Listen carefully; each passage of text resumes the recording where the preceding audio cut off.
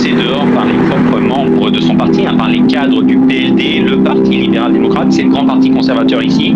Et ils avaient perdu 2 fois les chambres du Parlement, d'abord au mois de septembre l'année dernière la chambre basse et puis au mois de juillet la chambre haute. Et donc les cadres du parti voulaient que Shigeru Ishiba paye pour ses défaites. Ils estiment qu'il n'est plus à même de contrôler le parti. Et vous savez, au Japon, la personne qui contrôle le parti majoritaire est automatiquement Premier ministre. Et donc ce soir, Shigeru Ishiba jette l'éponge. Le parti veut se doter d'une nouvelle direction qui pourrait reconquérir le cœur de sa base électorale de droite, qui s'est un petit peu éparpillée lors des derniers scrutins, notamment sur un parti d'extrême droite, on en avait parlé, qui s'appelle le Sanseito, qui est très xénophobe, anti-immigré, qui en veut au pays de ne pas protéger, qui en veut aux autorités de ne pas protéger le Japon contre l'arrivée de travailleurs immigrés. Puis cet afflux massif de touristes, tous ces gens viennent parce que le yen a énormément baissé, il s'est écroulé face à l'euro, face au dollar, mais aussi face aux devises des pays voisins, et ça crée une énorme frustration dans la population qui voit son pouvoir d'achat baisser, qui voit les prix augmenter et qui voit les étrangers arriver et profiter d'un yen bon marché, d'un Japon bon marché.